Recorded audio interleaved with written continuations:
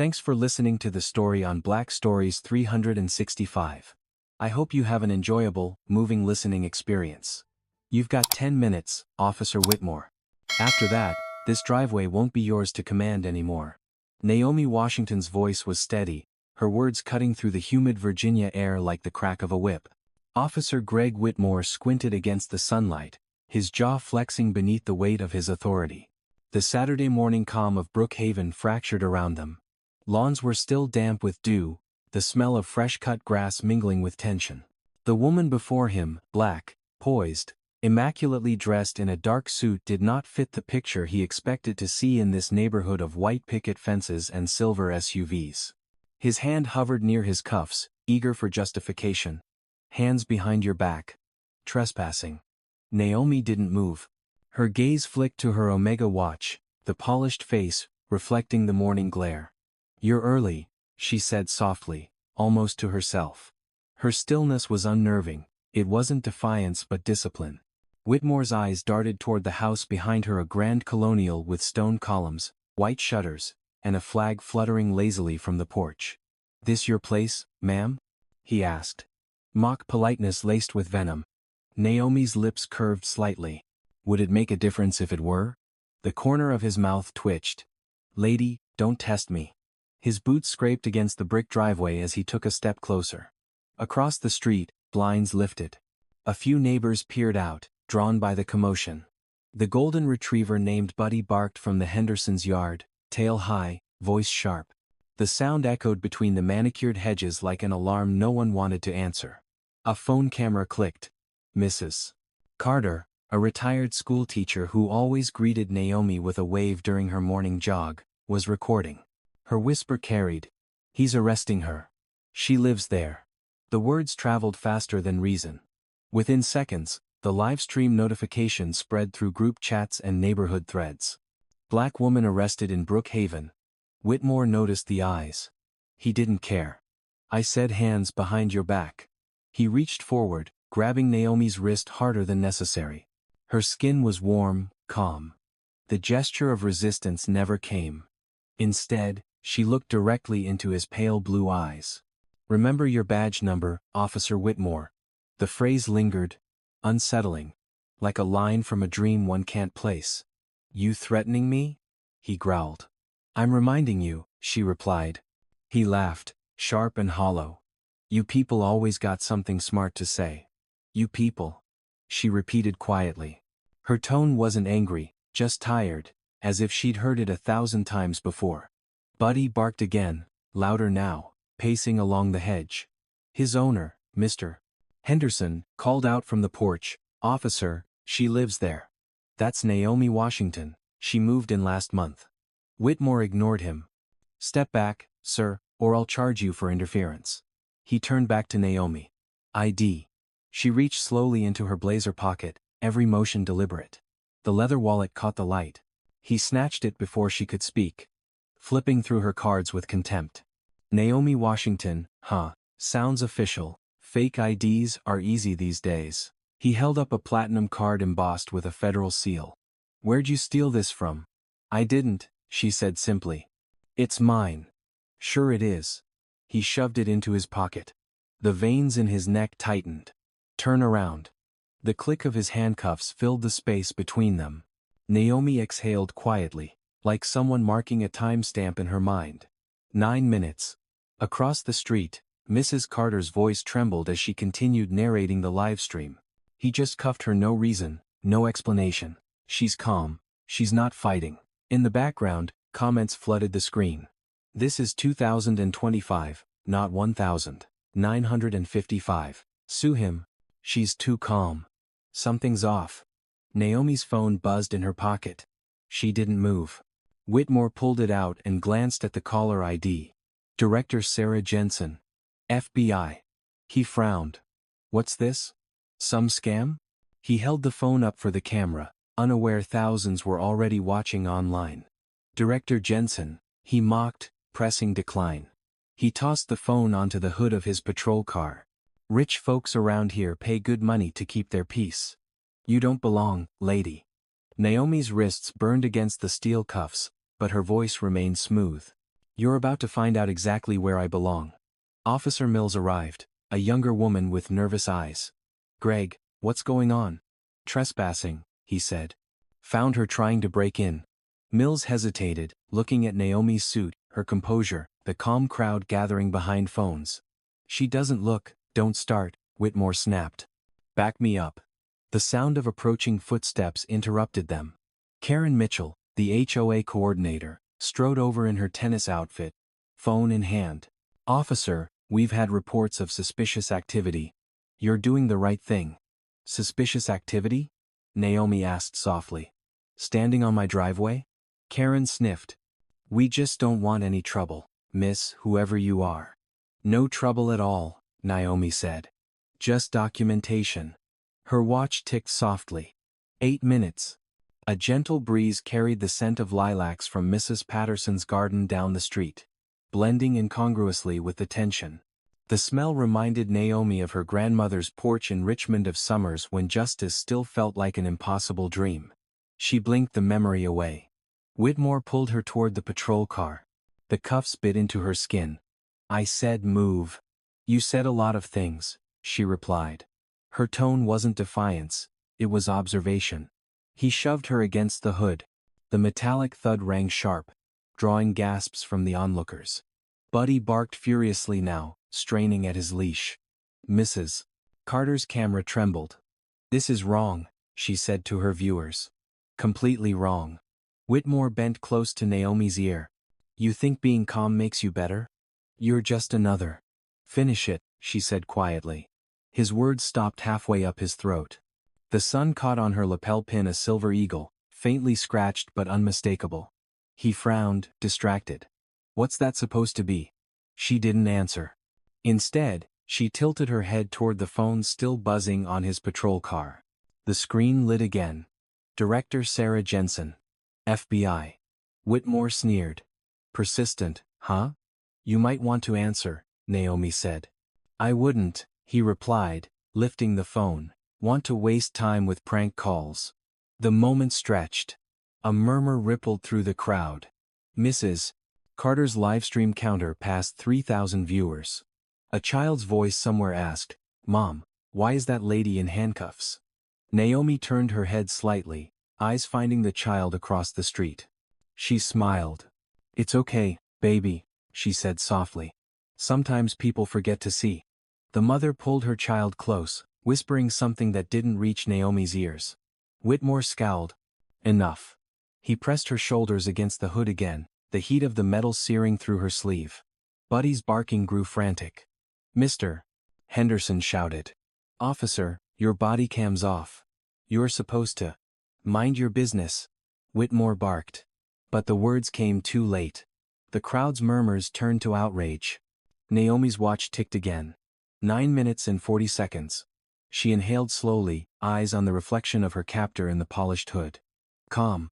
Waiting. The distant hum of engines began to build, faint at first, then rising 3 dark SUVs gliding down Maple Drive like shadows cutting through sunlight. Naomi's lips moved without sound. 10 minutes.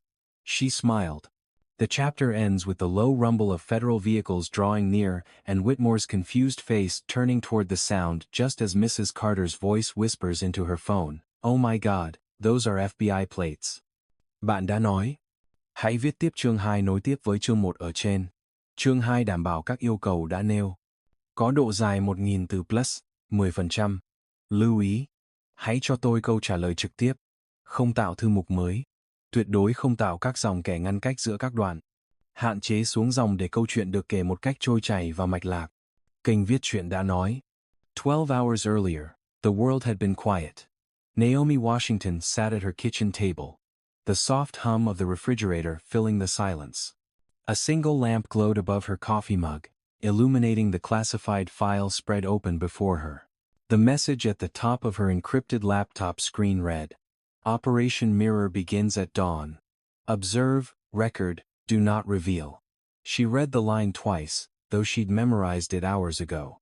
Her thumb brushed the small scar on her wrist, a mark from another operation years earlier in Detroit, where she'd learned that justice wasn't about who shouted loudest, but who had the patience to document the truth.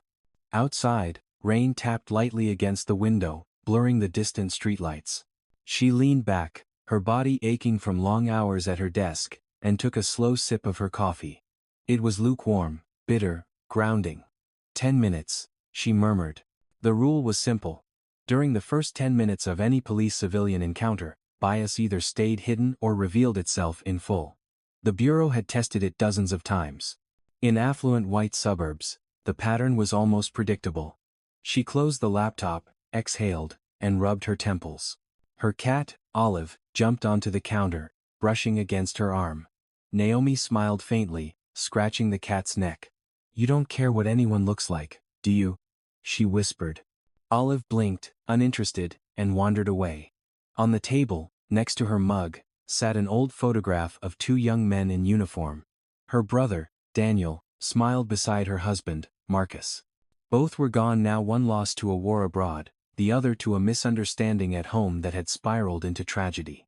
She remembered the phone call from 20 years ago, her mother's voice breaking. The words, mistaken identity, slicing through her like glass. That night, Naomi had sworn never to let rage define her. "We fixed the system," she told herself. From the inside. She rose, moving to the window. The rain had stopped, leaving the world still. Across the street, porch lights flickered in neat symmetry. Brook Haven quiet, orderly, safe. The kind of neighborhood that believed it had nothing left to learn about fairness. Her phone buzzed, a secure line. "Jensen," she answered. The director's voice was brisk.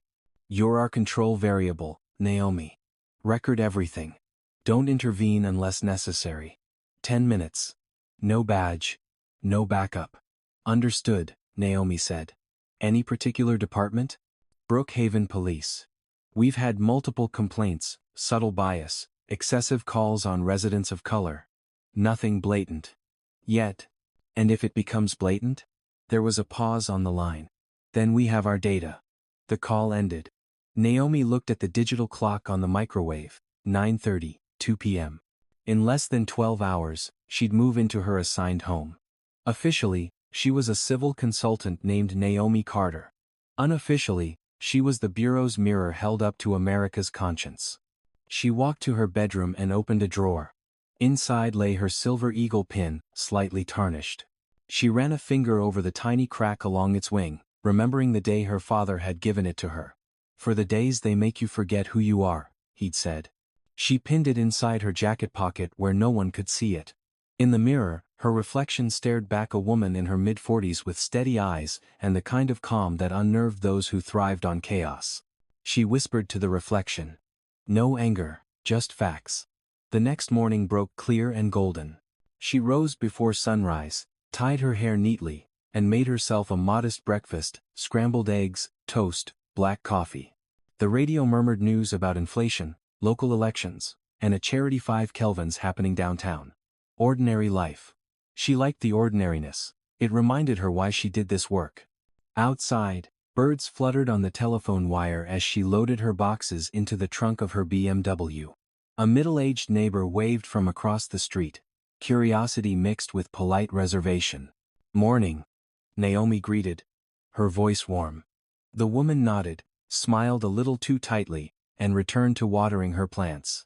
As Naomi drove through Brook Haven's winding streets, she noticed how meticulously kept everything was: the lawns trimmed to perfection, the mailboxes shining, the air filled with the faint smell of cut grass and wealth. It was the kind of place where people believed crime didn't happen because they'd paid enough for it not to. She parked in front of her new house, number 1472 Maple Drive, and sat for a moment, letting her eyes wander over the pale bricks and white shutters. The house felt peaceful, almost too peaceful. Inside, the air smelled faintly of lemon polish and new beginnings. She placed a framed photo of Daniel on the mantel, then checked her equipment. Discreet recording lens on her glasses, body microphone disguised as a button, backup storage linked to the Bureau cloud. Everything operational. By 8:30 a.m., she was ready.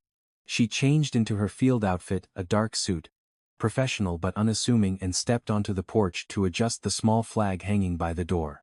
The fabric brushed against her fingers, cool and smooth.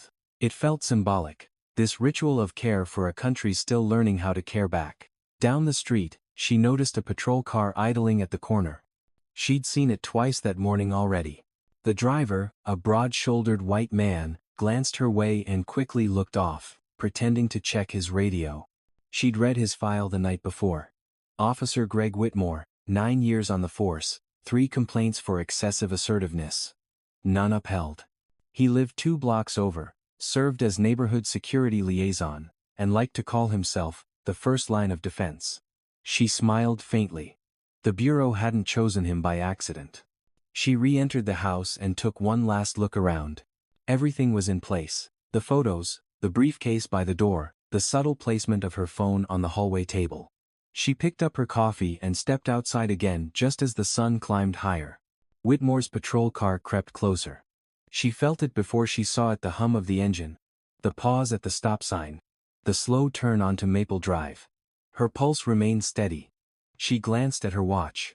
9:50. The start. The first 10 minutes. The car rolled to a stop beside her driveway. The window lowered. "Morning, ma'am," Whitmore said, his tone cautious but condescending. "Everything all right here?" "Everything's fine," Naomi replied. "Just adjusting my flag." "That your car?" he asked, nodding toward her BMW.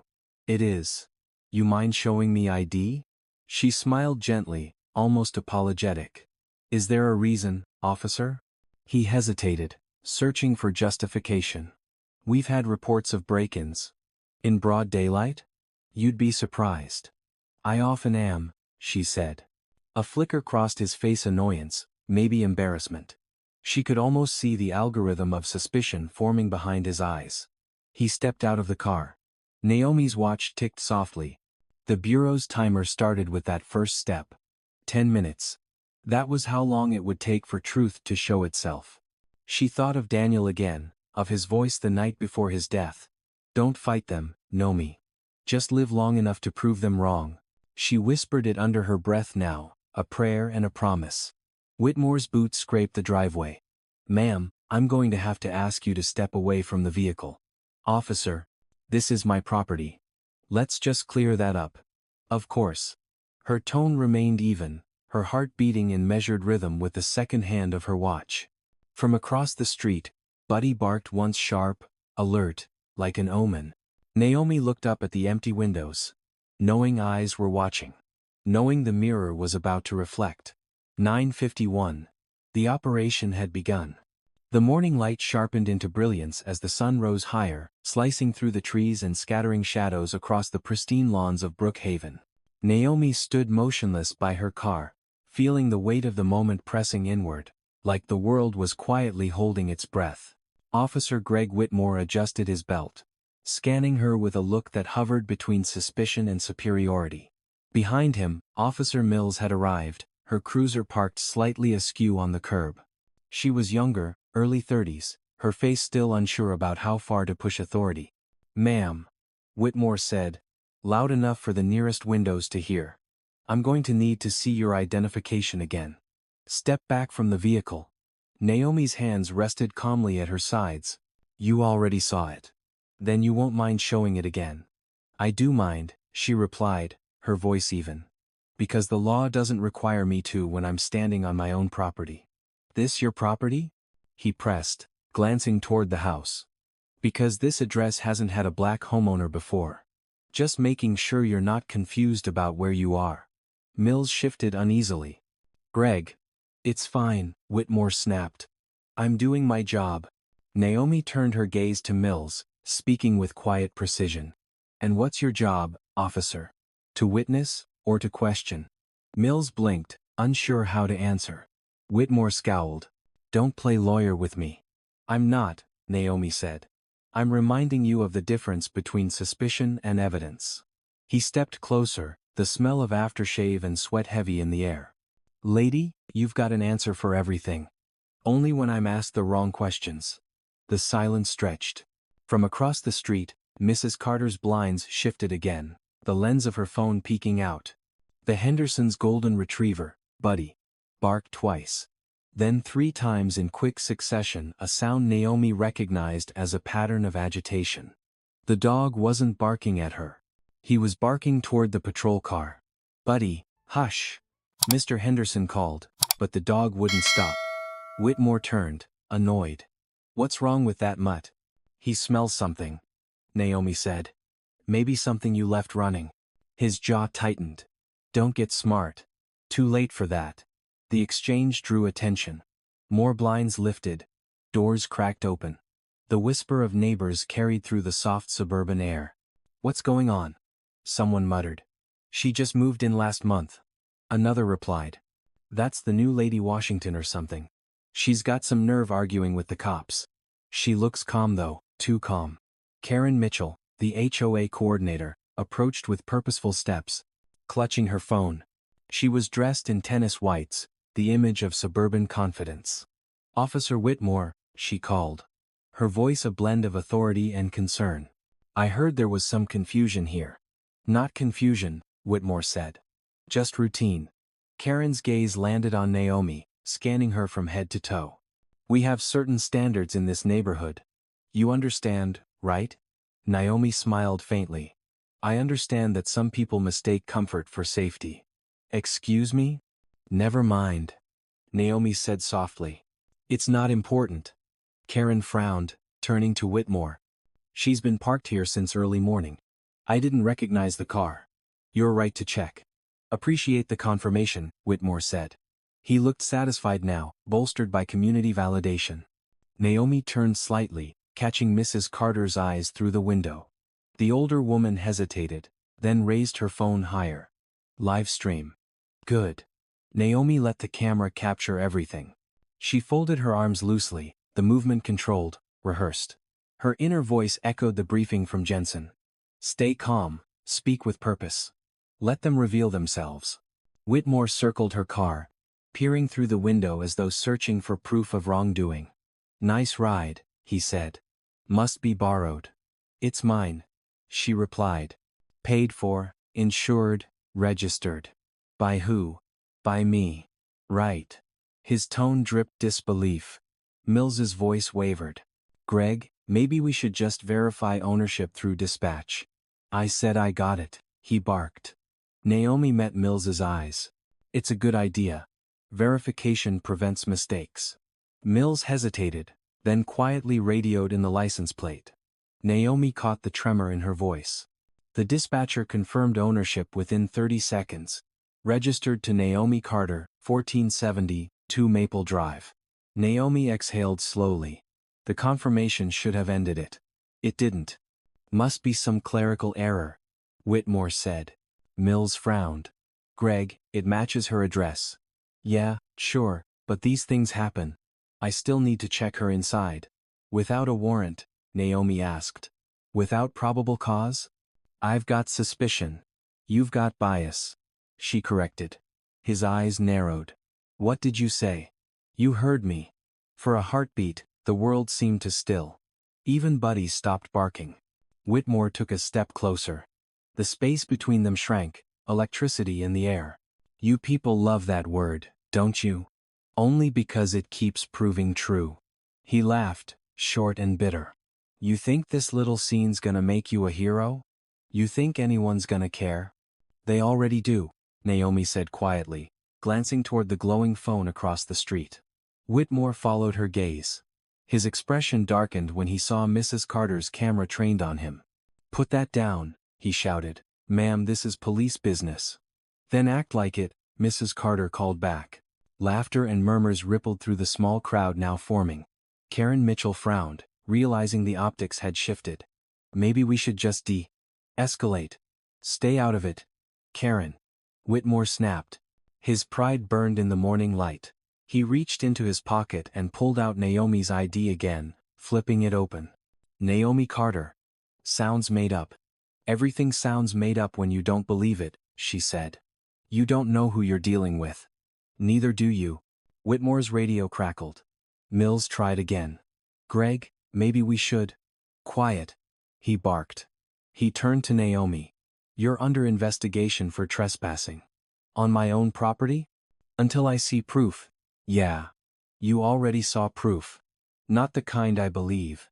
He grabbed her arm.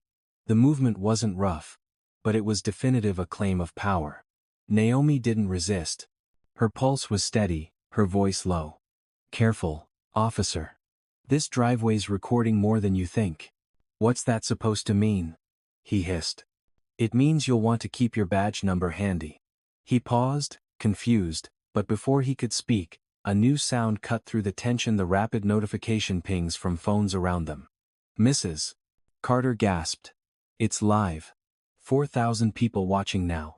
Whitmore's expression flickered between anger and unease. Turn that off. They won't, Naomi said. They're seeing you. All of you. Mills swallowed hard. Greg, this is going viral. Good. Naomi murmured. Truth likes the light. Her phone buzzed again on the hood of her car.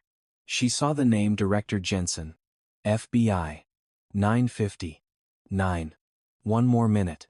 Whitmore's grip tightened. Who keeps calling you? The woman who writes your suspension notice. He didn't understand. Not yet. The street had gone eerily quiet except for Buddy's low growl and the soft hum of Whitmore's idling cruiser. The neighbors stood frozen, watching history unfold on their doorstep. Naomi lifted her chin, eyes unwavering. 10 minutes, she thought. The mirror's ready. The chapter closed with the faint vibration of her phone, the final ring before revelation. The metallic click of handcuffs echoed through the street, sharp and final, like the sound of a verdict. Naomi felt the cold steel close around her wrists, the bite of authority pressed against her skin. The crowd gasped. A child whimpered somewhere near the sidewalk, and Mrs. Carter's voice shook on the live stream. He's cuffing her, she didn't do anything. Officer Greg Whitmore straightened his posture, adrenaline flashing in his eyes. You're under arrest for trespassing and obstruction, he declared, loud enough for every porch and phone camera to hear. His voice trembled slightly under the weight of his own arrogance. Naomi said nothing. She simply looked at him. Calm. Her face unreadable. In that stillness, she seemed taller than the cuffs, more composed than the man holding them. Officer Mills took a hesitant step forward. Greg, this doesn't feel right, she murmured. We don't have probable cause. Don't question me, Mills, he snapped. We're enforcing the law. Whose law? Naomi asked softly. He turned on her, eyes blazing. The one that says I'm in charge here. Her lips parted, just barely. Not for long. The phone on the hood of her BMW began to buzz again. Whitmore glanced at the screen. Director Sarah Jensen. FBI. His jaw tightened. Who is this woman? He muttered. What kind of scam are you running? He declined the call again, tossing the phone onto the ground. You'll regret that, Naomi said, her tone more observation than threat. You think you scare me? No. She replied. But the truth will. Her voice was calm, measured, and it unnerved him more than any protest could have. He gripped her arm and pulled her toward the patrol car. The heat of the metal hood burned through her sleeve. Get in. You're making a mistake. Lady, I don't make mistakes. Everyone says that before they do. Mills's voice cracked from behind. Greg. Look. But she didn't finish. The faint hum of engines rolled down Maple Drive, deep and low, like thunder under asphalt. 3 black SUVs turned the corner, sunlight glinting off mirrored windows. The air seemed to thicken as they approached, tires whispering over the pavement. What now? Whitmore muttered, squinting. The crowd's murmurs swelled into a wave of confusion. Mrs. Carter whispered into her phone. Oh my God. That's the FBI. The SUVs stopped in perfect formation behind the patrol car. Their doors opened in unison, precise and deliberate. Men and women in dark suits stepped out, their badges flashing gold, under the morning sunday. At their center was Director Sarah Jensen, tall, composed, her face set in unflinching calm. She walked forward, her heels clicking steadily against the brick. The air between her and Whitmore was electric with authority. Officer Whitmore, she said, her voice even. Release that woman. Now. He froze, gripping Naomi's arm. Who the hell are you? Jensen reached into her blazer, producing an ID wallet and flipping it open. Director Sarah Jensen. Federal Bureau of Investigation. She nodded toward Naomi. And the woman you just arrested is Assistant Director Naomi Washington, Civil Rights Division. A stunned silence fell over the street. The color drained from Whitmore's face. He looked at Naomi, The pieces beginning to connect. Disbelief wrestling with fear. That's not possible. He stammered. She said her name was Carter. Alias. Jensen said. Undercover operation. Congratulations, officer. You just became the case study.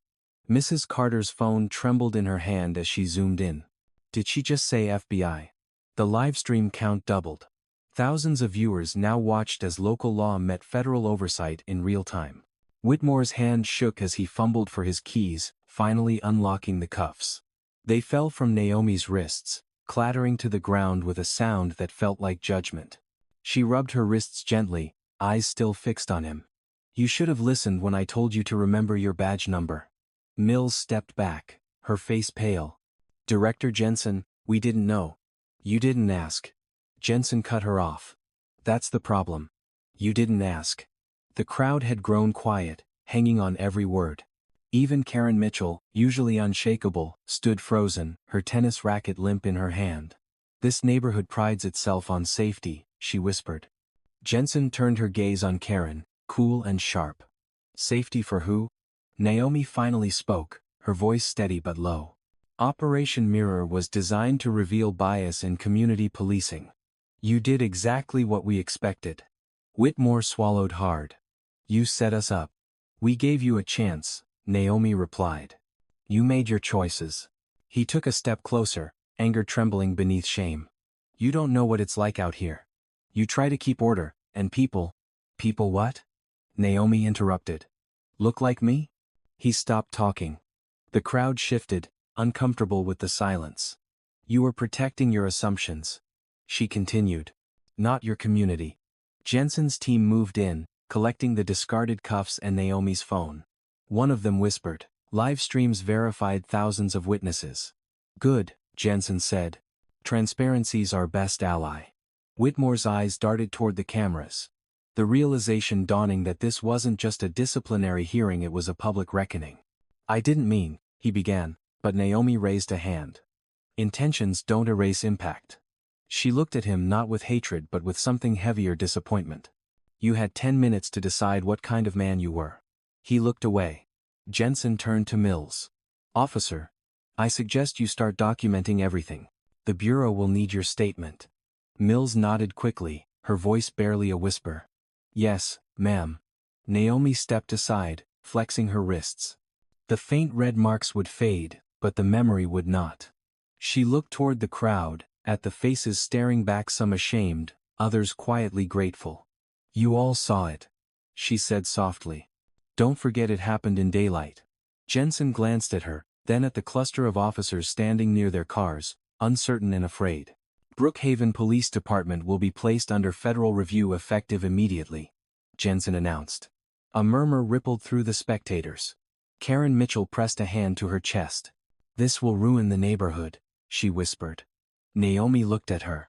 No, it might finally save it. The words hung in the air, simple and true. Whitmore stood in silence as agents began collecting evidence. He looked smaller now, deflated. I was just doing my job, he muttered. Naomi turned to leave, pausing only once. Then maybe it's time you learn what that really means. She walked past him toward Jensen's car. The agents stepped aside, parting for her as she moved through the sunlight. The air felt different, cleaner, sharper. The sound of engines idling filled the silence left by shock. As she reached the SUV, she looked back at the house, the flag still hanging neatly on the porch, the one she had adjusted earlier that morning. It fluttered once in the breeze, steady and bright. Her watch ticked exactly to the 10th minute. She smiled faintly, the first sign of warmth since the ordeal began. Justice, she thought, didn't need to shout to be heard. It just needed to arrive on time. Behind her, Whitmore stood frozen, his hand brushing the number stitched into his uniform. For the first time, he truly remembered his badge number. By the time the sun reached its zenith, the quiet streets of Brook Haven no longer felt like the sanctuary they once claimed to be. Police cruisers idled with their lights off, the chatter of agents from the FBI mixing with the hum of news vans now crowding the cul-de-sac. What had started as one man's arrogance had grown into a national story, spilling across screens, drawing commentary and outrage in equal measure. Naomi Washington stood beneath the oak tree at the edge of her driveway. Her wrists bare now but still tinged red where the cuffs had been. She could feel the weight of every camera trained on her face, but her gaze remained steady. Director Sarah Jensen was beside her, issuing orders to her agents with the precision of someone who had spent years managing crises. "Document everything," Jensen instructed. "Live stream footage, officer statements, bystander accounts. We'll build the report tonight." Naomi listened, silent, composed. She didn't need to add anything. Her presence had already said more than any speech could. Officer Greg Whitmore stood a few yards away, his posture collapsed. The authority that had puffed him up an hour earlier had drained out of him like air from a punctured tire. He stared at the ground, his badge glinting faintly in the sun, and muttered words no one could quite catch. The neighborhood had turned into a living courtroom, and everyone present seemed to sense that verdicts were already being written. Jensen approached him, her voice cool and measured. "Officer Whitmore, your actions this morning will be reviewed under Section 14141 of the Civil Rights Act.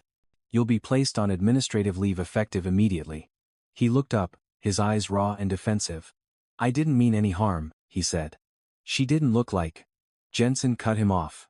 "Finish that sentence, and I'll make sure you never wear that badge again." He swallowed hard. It wasn't about race. Naomi's voice finally entered the air, low but resonant. "When you have to say that, officer, it usually is." Her tone wasn't mocking, it was weary, seasoned, the voice of someone who had lived through too many versions of the same story. Jensen gestured toward a nearby agent. "Get his report, get his camera. We'll verify his claims." The agent nodded and began collecting evidence. Across the street, Mrs. Carter was still filming, tears glistening in her eyes. When Naomi caught her gaze, the older woman mouthed, "Thank you." Naomi nodded back, almost imperceptibly. Karen Mitchell, pale and shaken, stepped forward. "I didn't realize," she said softly. "I thought he was protecting us." Naomi turned to her. "That's the problem, Karen. You thought protection meant exclusion." "I was afraid," Karen admitted, her voice cracking. "Afraid of what might happen if we didn't call the police." "And look what happened when you did," Naomi replied. There was no cruelty in her tone, just truth. The air grew heavy again.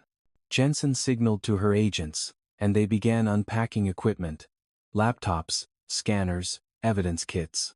A makeshift command post formed right there on Naomi's lawn. The operation that had begun in secrecy now unfolded in public for all to see. Operation Mirror was intended to measure the pulse of bias.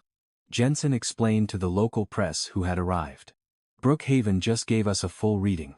One reporter asked, "Was this entrapment?" Jensen raised an eyebrow. "No.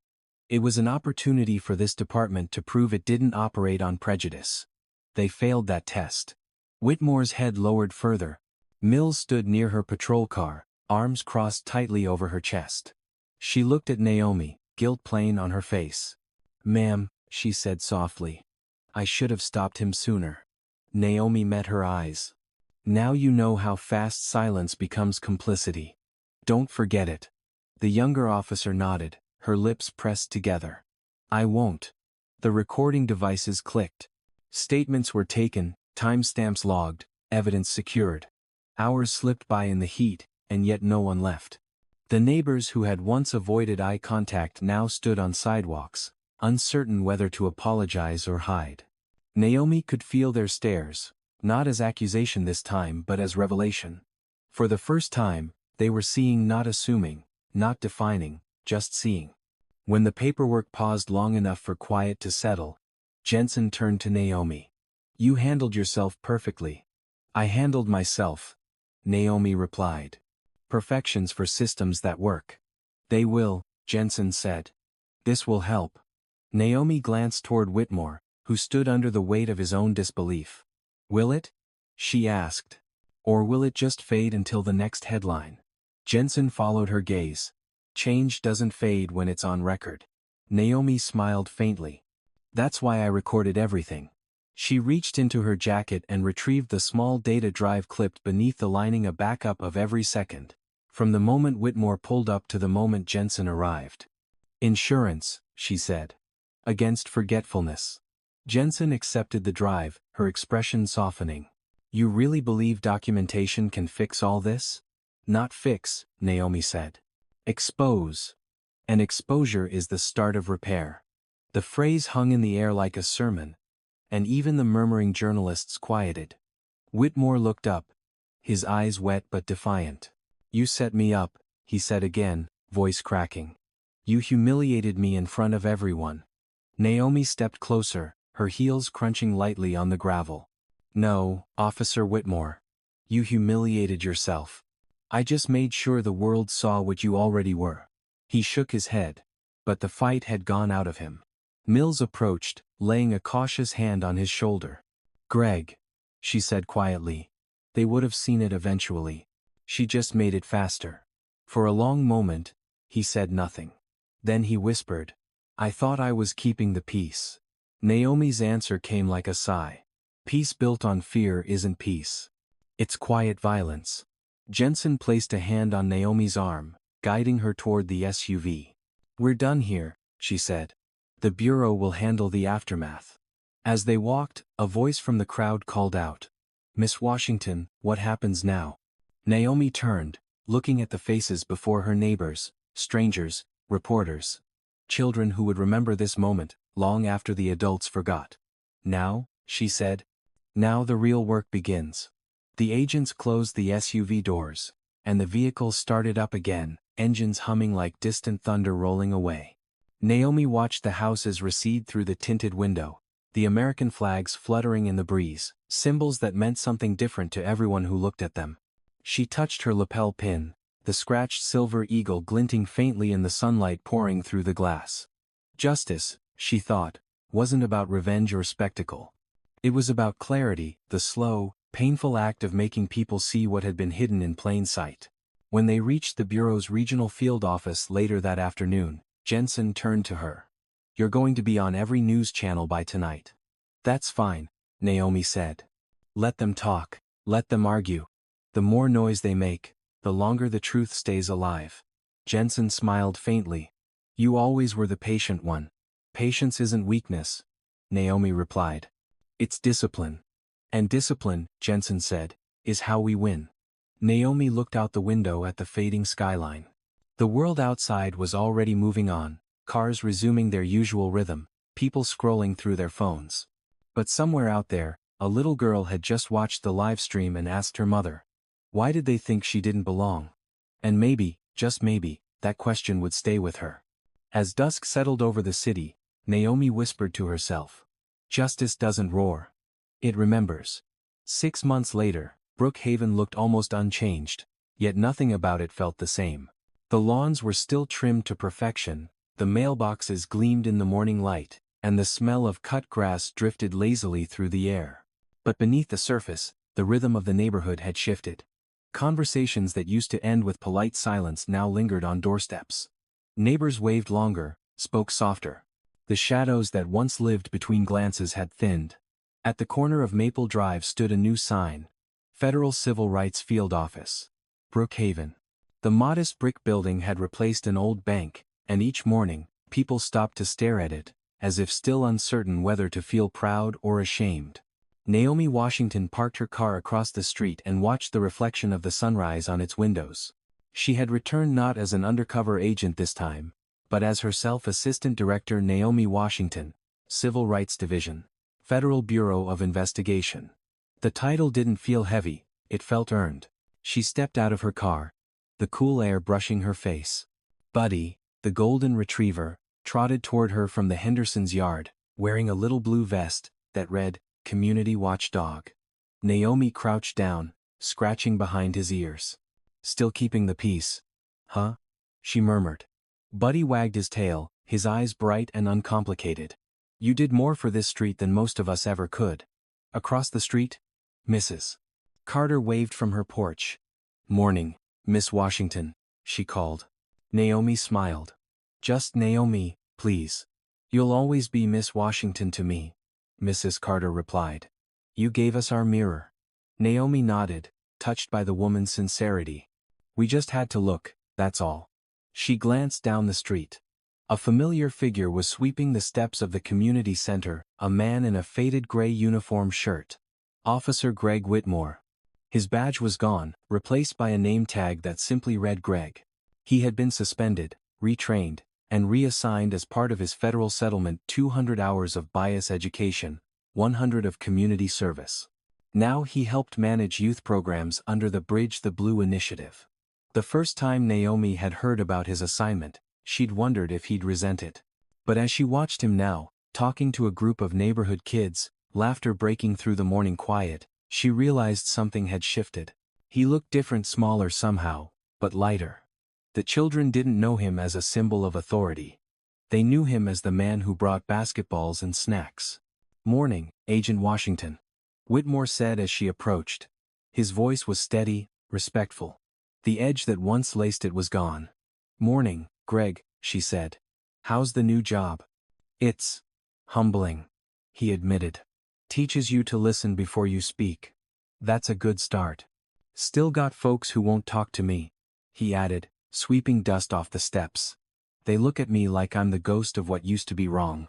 "Maybe that's not a bad thing," Naomi said. "Ghosts remind people to remember." He looked at her for a long moment, then nodded. "You know, when they told me I'd be working under a consent decree, I thought it was punishment. Turns out it's perspective. Perspective's a quieter teacher," she said. "But it lasts longer." He smiled faintly, then gestured toward the court behind the building. "You should see the kids play.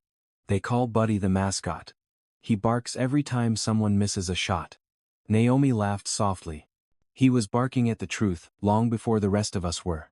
They stood in comfortable silence for a moment, the kind that comes only after chaos has been replaced by understanding. Down the street, Karen Mitchell approached, holding a tray of coffee cups. Her once perfect tennis whites had been replaced by jeans and a volunteer t-shirt. She looked older, less rigid. "Morning," she greeted, offering Naomi a cup. "Black. No sugar, how you take it. Right?" "You remembered," Naomi said. "Trying to," Karen replied. "I've been attending those community meetings. It's eye-opening. Turns out I had a lot of blind spots." Naomi sipped her coffee. "Admitting that is half the work." Karen exhaled, her gaze drifting toward the flag in front of the community center. "We used to think this neighborhood didn't have problems," she said. "Now we know we just stopped looking for them." "You're looking now," Naomi said. "That's what matters." Whitmore cleared his throat. "You ever regret it?" he asked suddenly. Naomi tilted her head. "Regret what?" "Operation Mirror. Putting yourself out there like that. You could have been hurt." She paused before answering. "Every day," she said finally. "But not because of fear. Because I shouldn't have to prove what I already am." The wind lifted her words, carrying them across the quiet street. The three of them stood there, cop, agent, citizen, each changed, each carrying the weight of that single morning 6 months ago in their own way. A group of children ran past, chasing a basketball that rolled toward Naomi's feet. She picked it up and tossed it back, smiling as their laughter filled the air. "You know," Whitmore said quietly, "people still talk about that day. Some call it a setup, some call it justice." "It was both," Naomi replied. "A setup for truth, and justice for everyone who doubted it." "And you?" Karen asked. "What do you call it?" Naomi looked around the street, the faces, the sunlight cutting through the leaves. "A beginning," she said. Inside the community center, a meeting was starting. A banner hung above the entrance. "Community Trust Forum, Bridging Voices." Naomi walked inside, the scent of fresh paint and paper coffee cups filling the air. Dozens of chairs faced a small stage where local leaders, activists, and officers sat side by side. Jensen had told her this program would expand nationwide. Brook Haven was the pilot, the proof that reform didn't need to roar, it just needed to endure. As Naomi took her seat, she noticed a young girl sitting near the front, scribbling in a notebook. The girl turned, her eyes bright with curiosity. "Are you the lady from the video?" she asked. "The one who didn't get scared?"